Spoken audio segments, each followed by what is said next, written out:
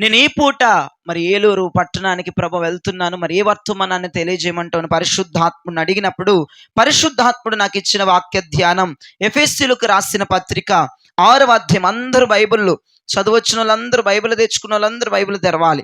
ఎఫెసీయులకు రాసిన పత్రిక 6వ అధ్యాయము 11వ వచనం చదవగా విందాం. మైకులో చదవవలసిందిగా మైక్ చూడండి అయ్యా. మీరు అపవాది తంత్రమును ఎదిరించుటకు శక్తిమంతులగునట్లు దేవుడిచ్చు స్వరాంగ కవచమును ధరించుకొనుడి. దేవునికి మహిమ కలుగును గాక.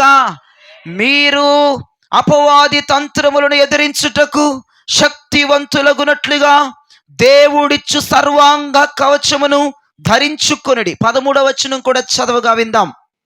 అందుచేతను మీరు ఆపద్దినమందు వారిని ఎదిరించుటకును సమస్తము నెరవేర్చిన వారై నిలవబడుటకును శక్తిమంతులగునట్లుగా దేవుడిచ్చు సర్వాంగ కవచమును ధరించుకొనుడి. చేతులెత్తి గట్టిగా ఆమేన్ అనండి ఒకసారి. ఇక్కడ రాయబడిన మాట అపోస్తలుడైన పౌలయ్య ఎఫెసీయుల సంఘానికి రాస్తూ అంటున్న మాట, మీరు అపవాది తంత్రములను ఎదిరించాలంటే, మీరు శక్తివంతులవ్వాలంటే మీరు దేవుడిచ్చే సర్వాంగ కవచమును ధరించుకోవాలి. ఆమేన్ చెప్పరే. 13వ వచనంలో చక్కని మాట ఉంది. ఆపద్దినమందు వారిని ఎదిరించటానికి సమస్తమును నెరవేర్చిన వారై నిలవబడుటకు శక్తివంతులగునట్లుగా దేవుడిచ్చు సర్వాంగ కవచమును ధరించుకోండి. ఆపద్దినమున, శ్రమ దినమున, ఉగ్రత దినమున, ఆపద్దినము రాబోతుంది, శ్రమకాలం రాబోతుంది, శ్రమ కొలిమి రాబోతుంది. రానున్న దినాల్లో భయంకరమైన ఆపద్దినము ఈ భూమి మీద సంభవించబోతుంది. నా దేవుడు అంటున్నాడు, ఆపద్దినము రాకముందే, శ్రమల కొలిమి రాకముందే, ఆ ఉగ్రత దినము రాకముందే మీరందరూ ఆ దినమున అపవాదిని ఎదిరించడానికి సర్వాంగ కవచమును ధరించుకొని సిద్ధముగా ఉండాలి. హల్లెలూయా. వార్తలు ఎంతమంది చూస్తారు? వార్తలు బాగా మేము వార్తలు చూస్తాం అయ్యగారంటే, బాగా సినిమాలు చూస్తారంటే మీరు దేవునికి స్తోత్రం కలుగును గాక. వార్తలు చూడండి, కొద్దిగా జ్ఞానం వస్తుంది. వార్తల్లో చూస్తే వార్తలు పెడితే చాలు, వాడు వీడిని చంపేశాడు, ఇది దాన్ని చంపేసింది, అది వీడిని చంపేసి, ఏ వార్తలు ఏమండి భయంకరంగా మనుషులు చంపుకు తింటున్నటువంటి ముక్కలు ఒకడైతే తన భార్యనంట ముక్కలుగా నరికేసేసి, చాలా జాగ్రత్తగా ముక్కలుగా నరికేసేసి కుక్కర్లో పెట్టి ఉడికించేసేసి ఎంత దారుణం చేశాడంటండి. అసలు వార్తలు వింటుంటే భయంకరం, ఒళ్ళు గగ్గర్లు పుట్టుకుపోతున్నాయి. ఆ వాక్యం వింటుంటే నిజంగా రోమాలు ఎక్కబడుచుకుంటే, ఏంటి ప్రభువా ఈ వార్తలు, ఏమైపోతుంది ప్రపంచం అంతా, ఏంటి అల్లకల్లోలమని ఆలోచిస్తూ ఉంటే ప్రభు నాతో మాట్లాడిన మాట ఏంటి తెలుసా? నేను త్వరగా రాబోతున్నాను. హల్లెలూయా. భూమి మీద జరుగుతున్న విపత్తులను ఒక్కసారి మనస్సున పెట్టి మీరందరికీ నా దేవుని పేరట చెప్తున్నాను, నా రారాజు త్వరగా రాబోతున్న కాలం ఇది. ఎందుకంటే భూమి మీద జరుగుతున్న ప్రతి ఇన్సిడెంట్లు మీరు జ్ఞాపకం చేసుకోవాలి. భూమి మీద జరుగుతున్న ప్రతి భయంకరమైన పరిస్థితిని మీరు మీ కళ్ళ ముందు ఉంచుకోవాలి. వార్తల్లో చూసినా, పేపర్లో చదివినా, మీకు తెలుసున్న వాళ్ళు ఎవరని చెప్పినా ఒక వింత సంఘటనలు భూమి మీద జరుగుతున్నాయంటే మనకే ఆశ్చర్యం కలిగించే సందర్భాలు భూమి మీద మనం చూస్తున్నామంటే మనకు అర్థం అవ్వాల్సిన విషయం ఏంటమ్మా? ప్రభువు త్వరగా రాబోతున్నాడు. ఆమేన్. ఏం చేయబోతున్నాడు అంటే ప్రభు త్వరగా రాబోతున్నాడు. ఈ రోజు నేను చెప్తున్నాను, భూమి మీద ఒక ఆపద్దినము రాబోతుందని, శ్రమల కొలిమి ఉంటుందని, ఉగ్రత దినము రాబోతుందని, ఆ ఉగ్రత దినములో, ఆ శ్రమల కొలిమిలో, ఆపద్దినములో, ఆ కన్నీరు కాలములో మనము సర్వాంగ కవచము ధరించుకొని ఉండాలని, ఆ దినములు అపవాదిని ఎదిరించడానికి, వాడిని చితక ద్రొక్కటానికి, వాడి తంత్రముల మీద, మంత్రముల మీద మనము జయం పొందటానికి, ఆ దినమున ధైర్యముతో నిలబడటానికి, ఆ దినమున గుండెల మీద చేసుకొని పడుకోవడానికి, ఆ దినమున వాడిని ఎదిరించి వాడిని తొక్కి నారదీయడానికి మనకేం కావాలంటమ్మా? గట్టిగా చెప్పాలి. కుర్చీలో ఉన్న బొమ్మలు చెప్పాలి. మనకేం కావాలమ్మా? మీరు నిజంగా బొమ్మలేనా? కుర్చీలో ఉన్న బొమ్మలు అంటే ఒక్కరు మాట్లాడలేదు. దేవుని స్తోత్రం. మేము బొమ్మలు కాదు, మనుషులు అని నిరూపించుకోవాలి. చెప్పండి, కుర్చీలో ఉన్న వాళ్ళు ఏం ధరించుకోవాలి మనము? అది సర్వాంగ కవచం అనండి. కుర్చీలో ఉన్న వాళ్ళు అమ్మో మిమ్మల్ని కదిలిస్తే పెంట అయిపోతుంది. మీరు చెప్పండి అయ్యా, ఏం ధరించుకోవాలి మనం ఇప్పుడు?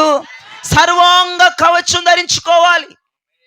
ఎందుకు ఈ సర్వాంగ కవచం అంటే ఆపద్దినమున దుష్టుని ఎదిరించడానికి, ఆపద్దినమున వారితో పోరాడటానికి, ఆ శ్రమ దినమున మనం దాంట్లో నిలబడటానికి, ఆ శ్రమల కొలిమిలో కాలధని మనం నిలబడటానికి మనం సర్వాంగ కవచము ధరించుకోవాలి. దేవునికి స్తోత్రం చెప్పరే. హల్లెలూయా, హల్లెలూయా. కవచాలు ధరించుకునే వారు ఎవరు ఏమంటారు? మామూలుగా కవచాలు ధరించుకున్న వాళ్ళు ఏమంటారు మీకు తెలుసా? ఏమంటారు? సైనికులు. ఏమంటారమ్మా? సైనికులు. కవచాలు ధరించుకొని యుద్ధానికి పోతా ఉంటారు. వాళ్ళు కవచమును ధరించుకునే ప్రతి ఒక్కరిని కూడా సైనికులు అంటారు. దేవునికి స్తోత్రం. ఇప్పుడు ప్రభు వాక్యం అంటుంది మనమంతా కూడా ఒక సైనికులమే. దేవునికి స్తోత్రం చెప్పండి. మనందరము సైనికులమే. కొంచెం అర్థం చేసుకోండి. దేవుని వాక్యం సెలవిస్తుంది మీరందరూ ఒక సైన్యం, మీరందరూ సైనికులు. మీరు ఇప్పుడు ఆపద్దినములు వాడితో పోరాడాలి, వాడితో యుద్ధం చేయాలి, అపవాది తంత్రాల మీదకి వెళ్ళాలి, మంత్రాల మీదకి వెళ్ళాలి, వాడి కుట్రల మీదకి మనం వాడిని దాడి చేయాలి. వాడిని ఎదిరించాలంటే మనకి శక్తి కావాలి. మనకు శక్తి కావాలంటే సర్వాంగ కవచమును ధరించుకోవాలి. హల్లెలూయా. సర్వాంగ కవచమును ధరించుకునే వారిని సైనికులు అని బైబిల్ సెలవిస్తుంది. ఇంకొంచెం మీకు అర్థం అవ్వాలంటే కొంచెం ఇక్కడే మీరు మిస్ అయిపోతారు. ఎటు తిరగొద్దు మీరు. మీకు అర్థం అవ్వాలి, చాలా జాగ్రత్తగా వినండి. ఇప్పుడు టాపిక్లో నుంచి వేరే టాపిక్లోకి వెళ్ళిపోతున్నాం. ఈ రెండు కలిపి ఇప్పుడు నేను మీతో మాట్లాడతాను. చూడండి, ప్రకటన గ్రంథం 19వ అధ్యాయము 7-8 వచనాలు చదువుగా విందాం. ప్రకటన గ్రంథం 19వ అధ్యాయము 7-8 వచనాలు. అప్పుడు గొప్ప జన సమూహము శబ్దమును, విస్తారమైన జలముల శబ్దమును, బలమైన ఉరుముల శబ్దమును పోలిన ఒక స్వరము సర్వాధికారియు ప్రభువునగు మన దేవుడు ఏలుచున్నాడు, ఆయనను స్తుతించుడి. గొర్రెపిల్ల వివాహోత్సవ సమయము వచ్చినది. గొర్రెపిల్ల వివాహోత్సవ సమయం వచ్చి ఉన్నది. ఆయన భార్య తన్ను తాను సిద్ధపరచుకొని ఉన్నది. గనుక మనము సంతోషపడి ఉత్సహించి ఆయనను మహిమపరచదమని చెప్పగా వింటిమి. మరియు ఆమె ధరించుకొనుటకు ప్రకాశములను నిర్మలమునైన సన్నపు నార బట్టలు ఆమెకి ఇయ్యబడెను. చేతులెత్తి గట్టిగా ఆమేన్ అనండి. ఇక్కడ భార్య కనపడుతుంది, పెండ్లికి సిద్ధపడిన భార్య ఇక్కడ కనపడుతుంది, పెండ్లి కుమార్తె ఇక్కడ మనకు కనపడుతుంది. మీరు చాలా జాగ్రత్తగా వినాలి. ఇక్కడే టాపిక్ కొంచెం చేంజ్ అవుతుంది. ఈ రెండు నేను కలిపి చెప్తాను, మీరు చాలా జాగ్రత్తగా వినండి. ఇక్కడ ప్రకటన గ్రంథం 19వ అధ్యాయము 8వ వచనంలో పెళ్లి కుమార్తె ధరించుకున్న వస్త్రాలు ఏంటమ్మా? చదవండి ఒకసారి. ప్రకాశములను, నిర్మలమును, సన్నపు నార బట్టలు, ఇంకా కొంచెం కిందకి మీరు చదువుకుంటూ వెళ్ళిపోతే తెల్లని వస్త్రాలు అని ఉంటాయి. దేవునికి స్తోత్రం కలుగునగాక. పెండ్లి కుమార్తె అవి ధరించుకుంటుందని అక్కడ వాక్యం సెలవిస్తుంది. ఇప్పుడు ఇదంతా వదిలేద్దాం, వాక్యం వదిలేద్దాం. ఇప్పుడు లోకానుసారంగా మాట్లాడుకుందాం. ఒక్క నిమిషం నేను అడుగుతుందని మీకు సమాధానం చెప్పాలి. ఇప్పుడు పెళ్లిళ్ళు జరుగుతున్నాయి, లోకానుసారంగా పెళ్లిళ్ళు జరుగుతున్నాయి. పెళ్లిల్లో నువ్వు 10,000 రూపాయలు పట్టు చీర కట్టుకొచ్చుకుంటే నేను 20,000 రూపాయలు కట్టుకొచ్చుకుంటా. నువ్వు కొంచెం మేకప్ ఎత్తే నేను మొత్తం ఉన్నదంతా మేకప్ రుద్దుకున్నంత దయ్యం మాదిరి. చూడండి, పెళ్లిల్లో అందాలు చందాలు సోకులు చూపించుకుంటా ఉంటారు. ఎవరికి వారు కెపాసిటీ చూపించుకుంటా ఉంటారు, ఎవరికి వారు పలుకుబడి చూపించుకుంటా ఉంటారు. ఎక్కడ లేని నగలన్నీ ఆ పెళ్లికి వేస్తూ ఉంటారు, ఎక్కడ లేని పట్టు చీరలు కట్టుకుంటూ ఉంటారు, ఖరీదు గలవి విలువైనవి నగలు వేసుకుంటారు, పట్టు చీరలు కట్టుకుంటారు, మేకప్ వేసుకుంటారు. ఇంతకి పెండ్లి కుమార్తెని ఎలా గుర్తుపడతాం మనం? పెండ్లి కుమార్తెను గుర్తుపట్టాలంటే నువ్వే డ్రెస్ చూసి గుర్తుపట్టగలవు అమ్మామా? తెల్లని బట్టలు.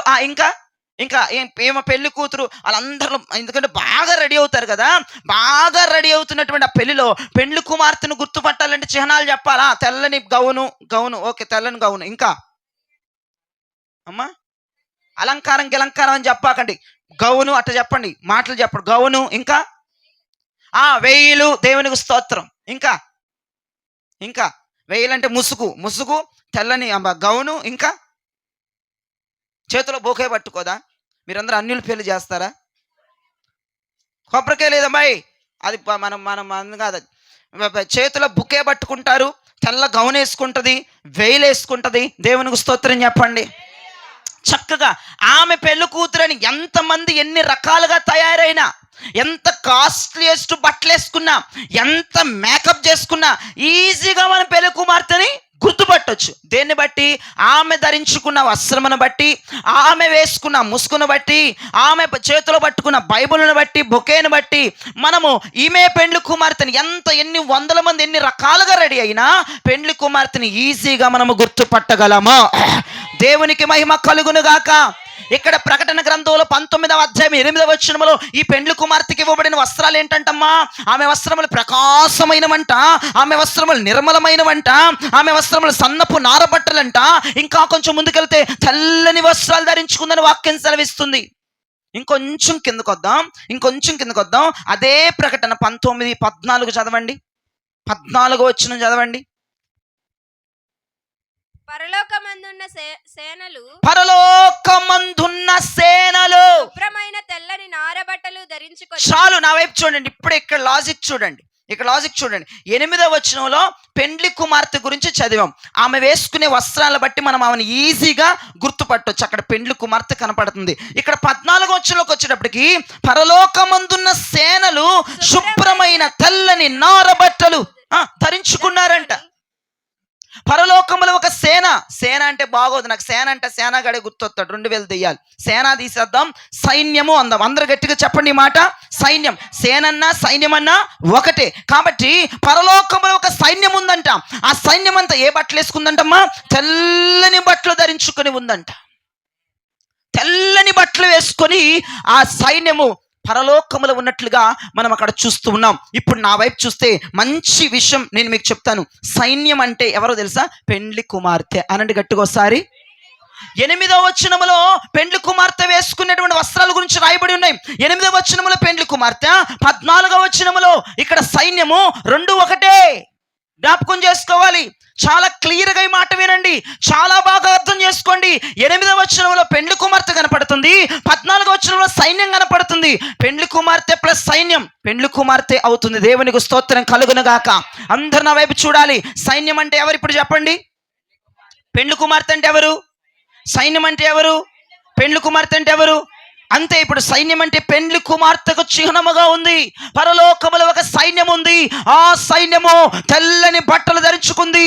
ఆ సైన్యమే నా ప్రభువు భార్యగా పిలువబడుతుంది. ఆ సైన్యమే పెండ్లి కుమార్తెగా పిలువబడుతుంది. హల్లెలూయా.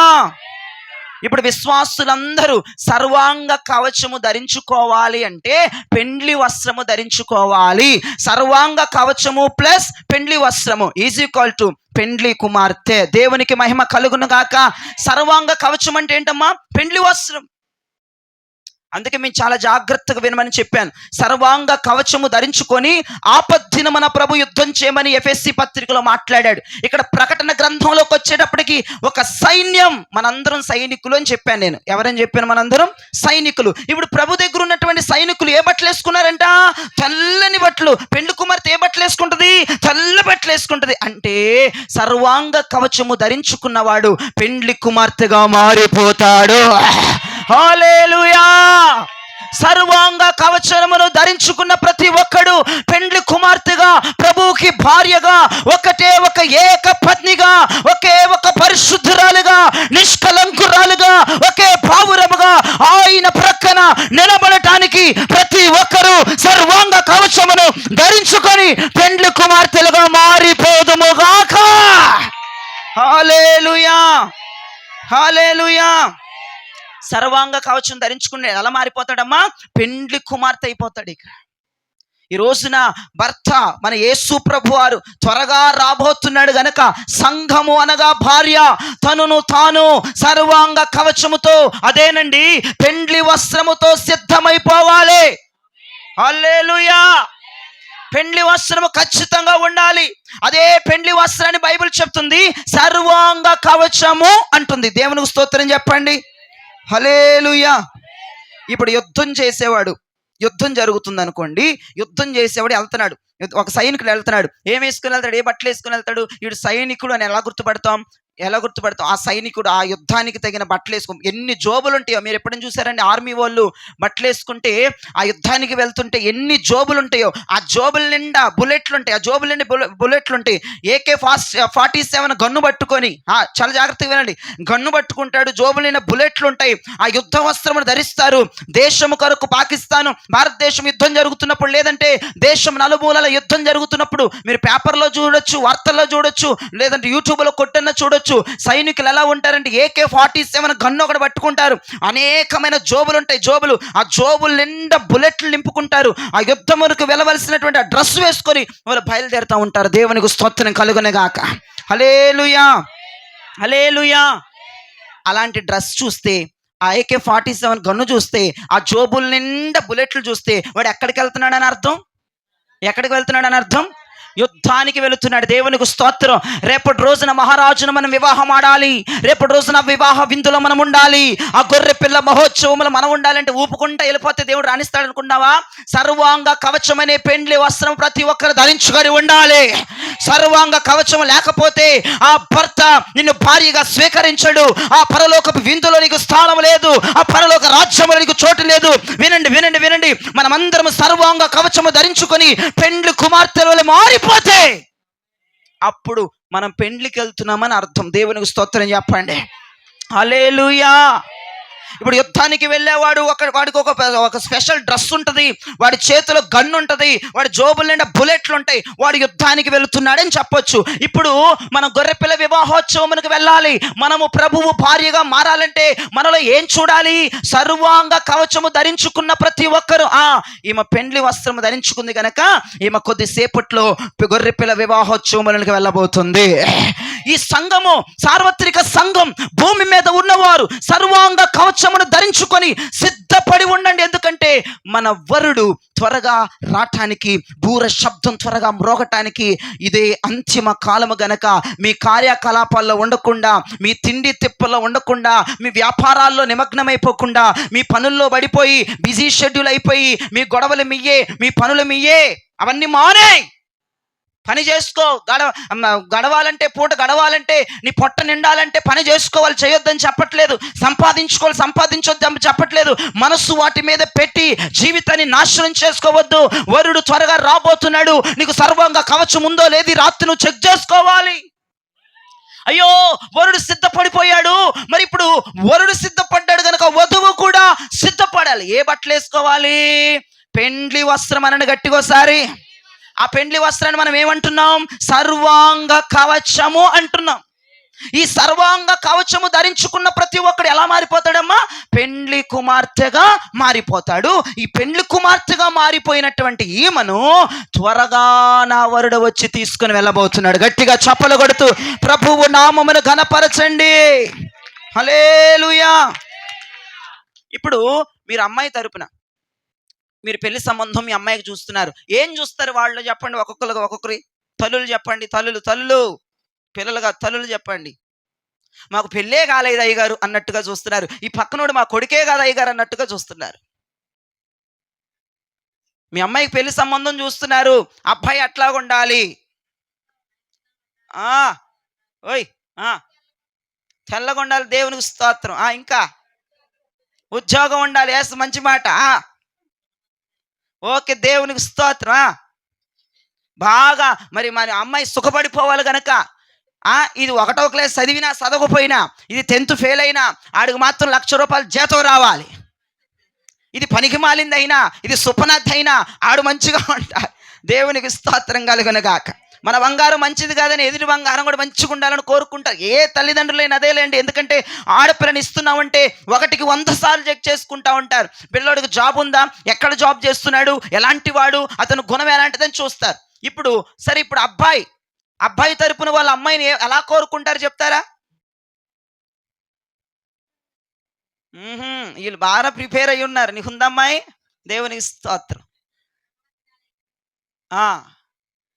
ఆత్మీయుల కుటుంబం అయితే అబ్బాయి తరపున వాళ్ళు, ఈ అమ్మాయి ఏ చర్చికి వెళ్తుంది, ఆ చర్చి కరెక్టేనా, పెంతుకోస్తు సంఘమేనా, ఉపదేశం ఉందా, బాగా ప్రార్థన చేస్తుందా, ఓకే గుణవంతురాలా, చాలా మంచి పిల్లైనా, గడుసు పిల్లనా, ఇవన్నీ చూసుకుంటారు. కొంచెం దయ్యం మాదిరి ఉన్న వాళ్ళైతే వీళ్ళు సౌండ్ పార్టీనా, మమ్మల్ని ఏమైనా ఏలుకుంటారా, ఏమన్నా వెనకేమైనా బ్యాక్గ్రౌండ్ అమ్మాయికి ఏమైనా ఉందా, ఆస్తులు చూస్తారు, అందాన్ని చూస్తారు. కానీ మంచి ఆత్మీయులైతే గనక అమ్మాయి ప్రార్థనా పరులైతే చాలు, మందిరానికి వెళ్తే చాలు, దేవుని కృపలో ఉంటే చాలు, భక్తులు కలిగి ఉంటే చాలు, అటువంటి అమ్మాయిని పెళ్లి చేసుకుంటానని ఆత్మీయులు మాత్రమే ఎతకగలరు. ఆత్మీయులు కాకుండా బయట వాళ్ళు అనుకోండి, అమ్మాయి అందము చూడాలి, అమ్మాయి బ్యాక్గ్రౌండ్, వాళ్ళ తల్లిదండ్రుల బ్యాక్గ్రౌండ్ ఎంత ఉంది, వాళ్ళ ఆస్తి ఎంత ఉంది, వాళ్ళు ఎంత ఇవ్వగలరు, ఇవన్నీ చూస్తూ ఉంటారు దుర్మార్గులు. నేను వాళ్ళ గురించి మాట్లాడట్లేదు, ఆత్మీయుల గురించి మాట్లాడుతున్నాను. ఓకే, అబ్బాయి తరపున అమ్మాయి తరపున వాళ్ళు ఇల్లు చూసుకుంటారు. కానీ మరి ఇప్పుడు దేవుడు నిన్ను ఏం చూసి వివాహం ఆడాలి? దేవుడు కూడా చూస్తాడంట మనలో. నువ్వు ఒక అమ్మాయిని, నీ అమ్మాయిని ఒక ఇంటికి ఇస్తున్నప్పుడు అక్కడ నువ్వు చూసుకుంటున్నావు, ఒక అబ్బాయికి ఒక కుమార్తెని ఇస్తున్నప్పుడు వీళ్ళు కూడా చూసుకుంటూ ఉన్నారు అమ్మాయి ఎలాంటిదో. మరి దేవుడు మనల్ని ఏం చూసి పెళ్లి చేసుకోవాలి చెప్పండి ఒక మాట. ఏం చూసి? బాగా నిద్రపోద్ది, 4 పూట్ల తింటదని చేసుకుంటాడా? ఏం చూసి చేసుకోవాలి నీ వివాహం? ఆయన వివాహోత్సవంలోనికి నువ్వు భారీగా వెళ్ళాలంటే సంఘమంతా సిద్ధపడి ఆయనతో ఎగిరిపోవాలని నేను ఏం చూడాలి? ఆయన ఇప్పుడు అది ఒక్కలు చెప్పలేపారు, ఒక్క అని చెప్పింది, దేవునికి మహిమ కలుగునగాక. కూర్చున్నారు కళానికేతన ఎదురు బొమ్మల మాదిరి. ఆదివారం వస్తుందంటే నాకు గుండె నొప్పి లబ్డబ్ అని కొట్టుకుంటాం. పొద్దున 4 తరవాలి, సాయంత్రం మీతో అరవాలి, ఒక్కరు నోరెప్పరు. మళ్ళీ సోమవారం నుంచి శనివారం దాకా కయ్యమని అరుస్తారు. ఆదివారం మౌన వ్రతాలు చేయొద్దు మీరందరూ, దేవునికి స్తోత్రం. ఆదివారం ఏ వ్రతాలు చేయొద్దమ్మా? మౌన వ్రతం ఒకవేళ చేస్తే మౌన వ్రతం వేస్తున్నాములు ఇప్పుడే విరమించుకొందురుగాక. ఇప్పుడు మాట్లాడండి, దేవునికి స్తోత్రం. వాక్యం స్టార్టింగ్లోనే చెప్పే మీరు అందరూ మాట్లాడాలి అని చెప్పానా చెప్పలేదు నేను? వినండి. ఇప్పుడు యేసు ప్రభు వారు ఆయన వివాహం ఆడిపోయే భార్య ఏం ధరించుకొని ఉండాలని ఆశపడుతున్నాడు? ఆయన సర్వాంగ కవచం నా భార్యకు ఉందా లేదా? నేను చేసుకునేదానికి నా వివాహోత్సవములో స్థానం ఉండాలి అంటే కనుక ఆమెకు సర్వాంగ కవచం ఉండాలని నా దేవుడు ఆశపడుతున్నాడు. ఎవరైతే సర్వాంగ కవచమును ధరించుకొని సిద్ధంగా ఉంటారో వా సంఘమును నా ప్రభు వివాహం ఆడబోతున్నాడు. ఆ సంఘమును మేఘముల మీద నా ప్రభు పరలోకమును కొనిపోబోతున్నాడు. మధ్యాకాశములో ఆ సంఘముతో విందు చేయబోతున్నాడు ఆయన. ఏముండాలమ్మ సంఘం దగ్గర? గట్టిగా చెప్పొచ్చా? సర్వాంగ కవచం ఉండాలి. సర్వాంగ కవచము లేకపోతే పెండ్లి డేట్ క్యాన్సిల్ అయిపోద్ది. సర్వాంగ కవచం నీ దగ్గర లేదనుకో, పెండ్లి బట్టలు నీ దగ్గర లేవనుకో, పెండ్లి జరగదు, నేను వివాహం ఆర్డరు, పరలోకములోనికి వెళ్ళలేవు. జ్ఞాపకం చేసుకో.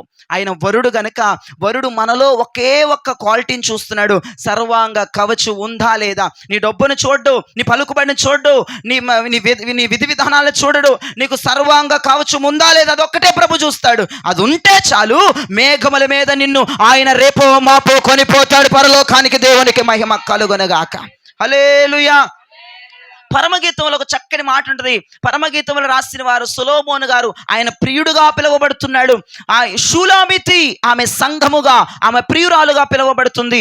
షూలామితి అనగా మనము, సొలొమోను అనగా మన ప్రభు అయిన యేసుక్రీస్తు ప్రభువు.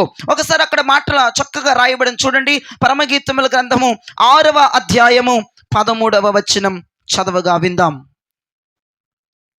పరమగీతముల గ్రంథము 6వ అధ్యాయము 13వ వచనం. షులమ్మతి, రమ్ము మేము నిన్ను ఆశ తీరా చూచుటకై తిరిగి రమ్ము.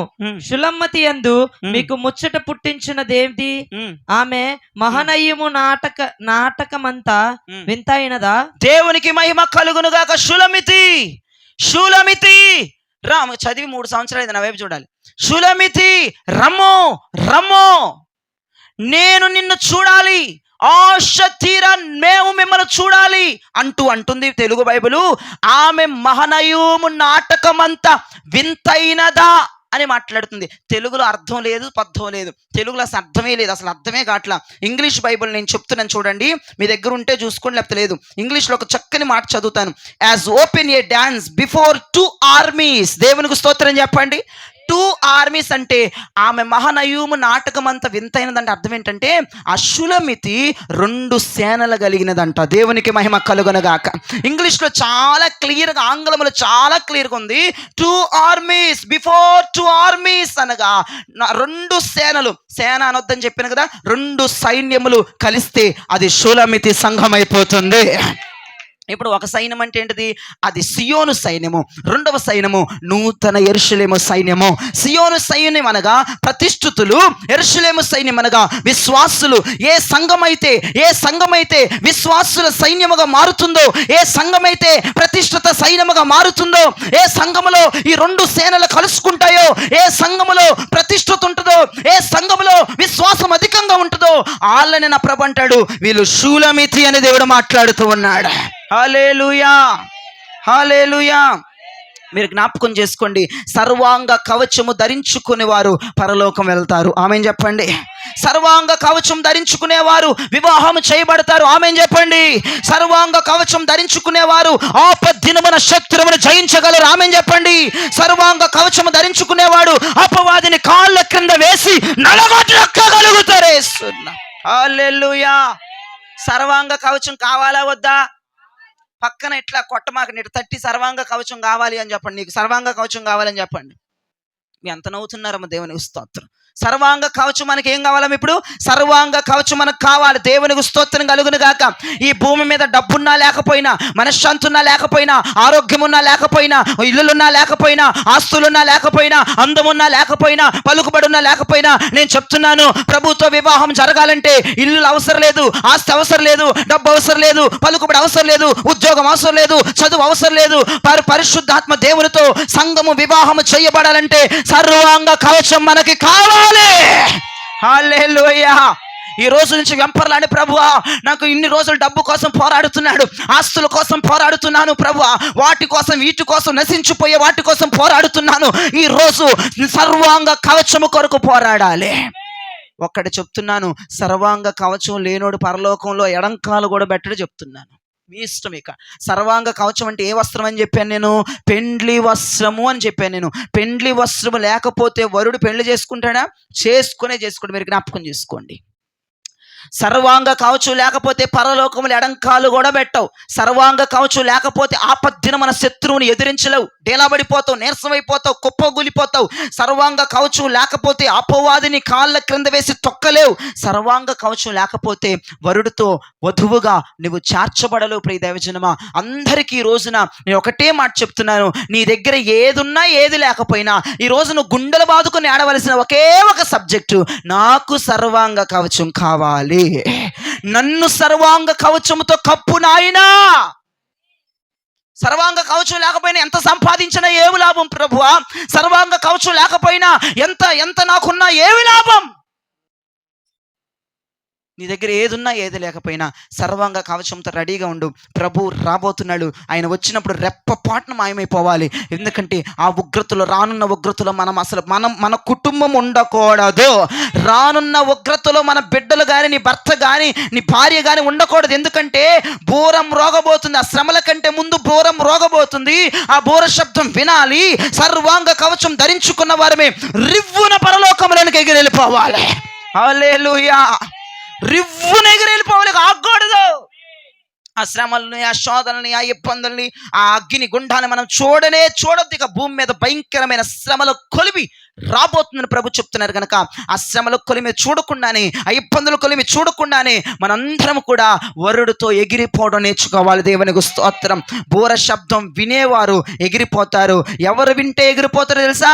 సర్వాంగ కవచము ధరించుకొని నేను సిద్ధంగా ఉన్నాను ప్రభా, ఇప్పుడు వచ్చినా చాలు, మేము ఎగురుకుంటా నీ దగ్గరకు వస్తామన్న ధైర్యం ప్రతిరోజు మనలో ఉండాలి. ప్రియ దైవజనమా, జ్ఞాపకము చేసుకునండి. ప్రభు రాబోతున్నాడు గనుక నీ దగ్గర ఏదున్నా ఏది లేకపోయినా బాధపడొద్దు. సర్వాంగ కవచము లేకపోతే ఉపవాసం ఉండి ప్రార్థన చేయి. సర్వాంగ కవచం మనందరము, పెండ్లి వస్త్రం మనందరము ధరించుకొని సిద్ధముగా ఉందుముగాక. హల్లెలూయా, హల్లెలూయా. ఈ సర్వాంగ కవచం అంటే ఏంటి? టక టక టక 7 మాటలు ఎఫెస్సి పత్రికలోనే ఉన్నాయి. సర్వాంగ కవచం అంటే ఏంటి? ఈ పెండ్లి వస్త్రం అంటే ఏంటి ప్రభువా? ఈ పెండ్లి వస్త్రం ధరించుకుంటేనే పరలోకం వెళ్తామంట. ఈ పెండ్లి వస్త్రం ధరించుకుంటేనే అపవాదిని ఎదిరించగలమంట. ఈ పెండ్లి వస్త్రం ధరించుకుంటేనే నీతో వివాహము చేయబడతామంట. ఈ పెండ్లి వస్త్రము ధరించుకుంటేనే అపవాదిని కాళ్ళ క్రింద చితకదొక్కుతామంట. నాకు కావాలయ్యా ఈ పెండ్లి వస్త్రం, నాకు కావాలయ్యా సర్వాంగ కవచం అనే వాళ్ళందరూ ఎఫెస్సి పత్రికలోకి రండి. 6వ అధ్యాయము 14వ వచనంలోనికి రండి. ఎఫెస్సి పత్రిక 6వ అధ్యాయము 14వ వచనంలోకి రావాలి. ఏలయనగా మీ నడుమునకు సత్యమను దట్టి, మీ నడుమునకు సత్యమనే దట్టి కట్టుకొని నీతి అను మైమరపు తొడుగు. ఇక చాలు ఆపే. మొదటి మాట, మొదటి సర్వాంగ కవచములు మొదటి మాట. నడుము నాకు ఏం కట్టుకోవాలంటే మనందరము గట్టిగా చెప్పాలి, నా వైపు సైగలు చూసి చెప్పాలి. నడుమునికి ఏం కట్టుకోవాలంటమ్మా? సత్యాన్ని కట్టుకోవాలంటే. దేవునికి స్తోత్రం కలుగును గాక. నడుముకి ప్రతి ఒక్కరు సత్యం ఉండాలి. నడుము ఉంటేనే మనము కూర్చోగలము, నిలబడగలము. ఎన్నుపోసు లేకపోతే ఏమైనా కూర్చోగలవు నువ్వు? ఇక గిట్ట బొడుకోట లెగిసేది లేదు, ఏం లేదు. దేవుని స్తోత్రం. అందుకే నా ప్రభు అంటాడు, నీవు స్ట్రైట్ గా ఉండాలంటే నడుముకి సత్యం అనే దట్టి కట్టుకోవాలి. సత్యము అంటే ఏంటిదమ్మా? ఎక్కడుంది సత్యం? వాక్యము అనే కంటే నాకు ఒక్క మాట చెప్తే, ఉపదేశం అంటే చాలా హాయిగా, చాలా బాగుంటుంది. ఉపదేశం అనే సత్యం మనం నడుముకు కట్టుకొని సిద్ధంగా ఉండాలంట ప్రభు కొరకు. హల్లెలూయా. పెండ్లి వస్త్రములో మొదటి పాటు సత్యం అనే దట్టి ఎక్కడ ఉండాలి? నీకు నడుముకు నీకు సత్యం అనే దట్టి ఉండాలి. మీరు చాలా 7 విషయాలు చెప్తాను, అవన్నీ చాలా జాగ్రత్తగా మీరు జ్ఞాపకం చేసుకోండి. చాలా మంది ఈ చర్చి కూడా దేవుడే ఉంటాడు కదా, ఆ చర్చికి పోయినా దేవుడే, ఈ చర్చికి పోయినా దేవుడే. అమ్మా నీకు వందనాలు. ఏ చర్చికి పోయినా దేవుడే కాదు, అక్కడ ఏ చర్చిలో ఉపదేశం ఉందో చూడాలి. అర్థమవుతుందా? అక్కడ ప్రభువే ఉన్నాడండి, ఇక్కడ సిలువ ఉంది, అక్కడ సిలువ ఉంది, ఇటు గానిస్తానులే. ఒక ఆమె నాతో అంటుంది, అయ్యా మేము ఇల్లు మారిపోయాము, మందిరానికి రాను, మా ఇంటి పక్కనే మందిరం ఉంది, అక్కడికి వెళ్ళిపోతానులే అయ్యా అంటుంది. అమ్మ దురాత్మ, ఇంటి పక్కన మందిరం కాదు, బోల్డ్ మందిరాలు ఉంటాయి, అక్కడ ప్రభు ఉంటాడు, ఇక్కడ ప్రభు ఉంటాడు. అది కాదు నువ్వు చూసుకోవాల్సింది, ఉపదేశం ఎక్కడుందో చూడాలి. అప్పుడు నేను చెప్పినాక దెబ్బ సెట్ అయిపోయి ఇప్పుడు చర్చికొస్తుంది, మళ్ళీ అంత దూరం ఉండవా? మనకు ఉపదేశం కావాలి. ఇక్కడ సిలువ ఉంది, ఆ చర్చిలో సిలువ ఉంది, ఇక్కడ సిలువ ఉంది, అక్కడ యేసుప్రభు ఉన్నాడు, ఇక్కడ యేసుప్రభు ఉన్నాడు. అది కాదు చూసేది. ఇక్కడ బొమ్మ ఉంది, ఇక్కడ బొమ్మ ఉంది, ఇక్కడ మాటలే కదా, అక్కడ మాటలే కదా కాదు. బోధనలో మార్పులు వస్తుంది, జ్ఞాపకం చేసుకో. ఎక్కడ ఉపదేశం ఉంటుందో, ఎక్కడ సత్యం ఉంటుందో, ఎక్కడ ఖండింపు ఉంటుందో, ఎక్కడ గద్దింపు ఉంటుందో, అక్కడ నువ్వు స్థిరపడితే అదే మనకి సత్యం అనే దట్టి మన నడుముకి. దేవునికి మహిమ కలుగును గాక. సత్యములో ఉండాలి, సత్యముతో నడవాలి, సత్యములో ఏకీభవించాలి, సత్యముతో మాట్లాడాలి, సత్యముతో కలిసి నడవాలి. సత్యం అనే సంఘములో, ఉపదేశం అనే సంఘములో మన పునాది నాటబడాలి. అదే సర్వాంగ కవచం, అదే పెండ్లి వస్త్రం. మా ఇంటి పక్కన ఉంది చర్చి, మా ఇంటి పైన ఉంది చర్చి, ఇక్కడికి 4 అడుగులు వేస్తే చర్చి, పోతావు నరకానికి. చర్చి ఎక్కడుంది మ్యాటర్ కాదు, అక్కడ ఉపదేశం ఉందా, వెళ్ళు, దేవునికి స్తోత్రం. నిన్ను గద్దిస్తున్నారా, వెళ్ళు, దేవునికి స్తోత్రం. నేను బాగా పొగడేసి, నేను బాగా మెచ్చుకొని మెద్దలు మీళ్ళు ఎక్కిచ్చేసే సంఘమా, నశించిపోతావు, జాగ్రత్త. పరలోకములోనికి ఎనంకాలు కూడా పెట్టవు, జాగ్రత్త. ఇంటి పక్కన చర్చ్ ఉందని, ఇంటి పైన చర్చ్ ఉందని ఏ బోధలు పడితే ఆ బోధలు వింటూ, అపోస్తుల సహవాసములు లేకుండా, ఎడతెగని సహవాసమును నేర్చుకోకుండా, అపోస్తుల బోధలు కట్టబడకుండా, ఇక్కడ ఉంది కదా, అక్కడ ఉంది కదా అని ఎట్లా పడితే అట్లా పోయి గాలికి ఎగిరిపోయే బోధలు వింటూ నీ జీవితాన్ని నాశనం చేసుకోవద్దు. చివరి దినాల్లో ఉన్నాం, ఇప్పుడున్న మారు మనసు పొందండి. నువ్వు వెళ్ళే సంఘం సత్యం అనేది అయితే, నువ్వు వెళ్ళే సంఘములో సత్యమును బోధిస్తే, నువ్వు వెళ్ళే సంఘములో ముక్కుసూటిగా మాట్లాడితే, నువ్వు వెళ్ళే సంఘములో ఉపదేశం ఉంటే, చచ్చిందాకా అక్కడే ప్రాణత్యాగం చేసే దేవునికి మహిమ కలుగునగాక. ఒకటే చెప్తాను, పెండ్లి వస్త్రము కావాలంటే, పెండ్లి వస్త్రము ధరించుకోవాలంటే, పెండ్లి వస్త్రమును వేసుకోవాలంటే, సర్వాంగ కవచమును వేసుకోవాలంటే చర్చిలు కాదు, ఉపదేశం ఏ సంఘములో ఉందో అక్కడ నీవు నాటపడాలి. నేను ఒక్క సజెషన్ ఇస్తాను, మీకు నచ్చితే తీసుకోండి, నచ్చకపోతే మానేయండి. ఒక్క సజెషన్ చెప్తాను. నాతో చాలా మంది అన్నారు, నాకు ఎంత అయ్యా మేము పుట్టుకు నుంచి ఆ చర్చికి వెళ్తాం, మేము రామయ్యా మీ చర్చికి, పుట్టుకు నుంచి ఆ చర్చికి వెళ్తుందంట ఒక ఆమె. ఇంకొక ఆమె అంటుంది, మా తాత ముత్తాతలు కట్టించిన చర్చి, మేము అక్కడికే పోతామంటే ఇంకొక ఆమె అంటుంది, మా ఇంటి పక్కనే ఆనుకొని ఉంది కదా, నేను వేరే చోట అంత దూరం వస్తే పాస్టర్ గారు ఇంటి పక్కనే ఉంది కదా, ఇక్కడికి రావచ్చు కదా, 100 రూపాయలు పెట్టి అక్కడికి వెళ్తాం అంటారయ్యా, అందుకు ఇక్కడ పోతాను అంటుంది ఇంకొక ఆమె. నానా రభస చర్చిలకి వెళ్ళే విషయంలో, సంఘాలకు వెళ్ళే విషయంలో అసలు ఎంత భయంకరమైనటువంటి రీజన్స్ చెప్తారో తెలుసమ్మా. ఆయనేమనుకుంటాడోనని, ఈయనేమనుకుంటాడని, ఇంటి పక్కనేనని, అక్కడ దాకా నడవలేనని, ఇక్కడ పోతున్నానయ్యా, పోతావు నరకంలోకి. అట్లాగే జ్ఞాపకం చేసుకో. నిన్ను సరిచేసే బోధ ఎంత దూరంలో ఉన్నా, నిన్ను ఖండించే బోధ ఎంత దూరంలో ఉన్నా, నిన్ను వధువుగా మార్చే బోధ ఎంత దూరంలో ఉన్నా, అది ఎంత ఖర్చు అయినా, ఎంత ప్రయాస అయినా నిన్ను సరిచేస్తుంది కాబట్టి, వధువుగా మారుస్తుంది కాబట్టి, కన్నికగా మారుస్తుంది కాబట్టి, పౌరంగా మారుస్తుంది కాబట్టి, క్రీస్తుకు భార్యగా మారుస్తుంది కాబట్టి నువ్వు ప్రయాసపడి వెళ్ళి అక్కడికి. హల్లెలూయా. ఇప్పుడు చెప్పండి, ఇంటి పక్కన ఉందని వెళ్ళొచ్చా? వెళ్ళకూడదు. ఇంటి పైన ఉందని వెళ్ళొచ్చా? నీ కాళ్ళ నొప్పులు వస్తున్నాయి, 2 అడుగులు ఎత్తి ఇక్కడ చర్చ్ ఉందని వెళ్ళొచ్చా? వెళ్ళకూడదు. అక్కడ ఉపదేశం ఉంటే వెళ్ళు, ఉపదేశం ఉంటే వెళ్ళు, నేను ఆపను. ఉపదేశం ఉంటే వెళ్ళిపో. నిన్ను సరిచేసే బోధ అయితే వెళ్ళిపో. ఎక్కడ నీ పక్కనున్నా సరిచేసే బోధ వెళ్ళు. కానీ నీ సెంటిమెంట్లతో కనుక సంఘాల్లోకి వెళ్ళి కూర్చున్నామంటే నీ జీవితం ఈ రోజు నీకు అర్థం కాదు. ఇక్కడ కూర్చొని నువ్వు వింటున్నావు, ఈ రోజు నీకు అర్థం కాదు. రేపటి రోజు ప్రభు వచ్చిన తర్వాత సర్వాంగ కవచం ధరించుకున్న వాళ్ళందరూ వెళ్ళిపోతారే, అప్పుడు గుర్తొస్తుంది నీకు ఈ వాక్యం. అయ్యో, ఆ రోజు ఆయన చెప్పాడు, వినలేకపోయాను, గుండెలో బాదుకున్న ఎవ్వడు నేను పట్టించుకోండి. ఏడుపు, అదే ఏడుపు ఇప్పుడు ఏడ్చామనుకో, యేసు ప్రభు త్వరగా దిగొచ్చి సర్వాంగ కవచం కప్పేస్తాడు నీ మీద. అదే ఏడుపు ఇప్పుడేడు. ఆ రోజు ఏడుస్తే నువ్వు కనికరించబడవు, ఈ రోజు ఏడుస్తే కనికరించబడతావు. బోర మోగిన తర్వాత, సంఘం ఎత్తబడిపోయిన తర్వాత, నువ్వు విడిచిపెట్టబడిన తర్వాత, నా తండ్రి నా తండ్రి నన్ను క్షమించంటే అప్పుడు క్షమాపణ ఉండదు, అప్పుడు రక్త ప్రోక్షణ ఉండదు, అప్పుడు విమోచన ఉండదు. ఒకవేళ ఏడవాలన్నా ఇప్పుడే ఏడువు, ఉపవాసం ఉండాలని ఇప్పుడే ఉండు, దానికోసం ప్రాధాయపడాలని ఇప్పుడే పడు, ఏదైనా ఇప్పుడే పడు. సత్యం కోసం పోరాడి సత్యం అనే సంఘంలో స్థిరపడు. ఎక్కడున్నానండి నేను చెప్తున్నాను, ఎక్కడున్నాను వెళ్ళడానికి నీ కాళ్ళను నీవు పని చెప్పుకోవాలి. దేవునికి స్తోత్రం. ఎందుకంటే అంత్య దినాల్లో ఉన్నాం. బైబిల్లో జరుగుతున్న సూచనలన్నీ ప్రపంచంలో జరుగుతున్నాయి. బైబిల్లో ఉన్న ఇన్సిడెంట్లన్నీ మనం చూస్తున్నాం. ఇంకా లేట్ చేయొద్దు. ఆ సంఘమని, ఈ సంఘమని, మా పుట్టుకలో నుండి, మా తాత ముత్తాతల నుండి, మా ఇంటి పక్కన, మా ఇంటి పైన ఛార్జీలు ఇవ్వని ఇక్కడికి వెళ్తున్నాం. ఇవన్నీ మాట్లాడదు, వదిలే. ఈ సాకులన్నీ చెప్పొద్దు. ఇవన్నీ చెప్పుకుంటూ కూర్చున్నామంటే రేపటి రోజు నీకు నరకమే గత అయింది. ఇవన్నీ చెప్పకుండా ఎంత కష్టమైనా అక్కడ సత్యం ఉందంటే ప్రయాసపడి వెళ్ళు. నా దేవుడు సర్వాంగ కవచము నీకు అనుగ్రహించబోతున్నాడు. సర్వాంగ కవచంలో మొట్టమొదటి మాట ఏంటమ్మా? సత్యమనే దట్టి ఉపదేశమును మనము నడుముకు కట్టుకోవాలి. ఉపదేశమును మనం నడుముకు కట్టుకొని సిద్ధపడి ఉండాలి. దేవునికి స్తోత్రం. రెండోది చూడండి, నీతి అను మైమరుపు తొడుగుకొని. చాలు, అదే 14వ వచనంలో మీరు ఎక్కడికి వెళ్ళక్కర్లా. రెండో మాట నీతి అను మైమరుపు. ఏంటిదమ్మా? గట్టిగా చెప్పండి. నీతి అను మైమరువు అని ఉంది. ఆంగ్లములో బ్రెస్ట్ ప్లేట్ అని ఉంది. చాలా చక్కగా ఉంది ఆంగ్లంలో. అంటే అర్థం ఏంటంటే, వినండి, నా వైపు చూడండి. ఎక్కడి నుంచి వస్తాను, నడుము దగ్గర నుంచి వస్తాను. ఫస్ట్ నడుముకి ఏం కట్టుకోవాలి? అమ్మో, నడుముకి ఏం కట్టుకోవాలి? ఫస్ట్ గట్టిగా చెప్పాలి. అమ్మా, కుర్చీలో కదలండి.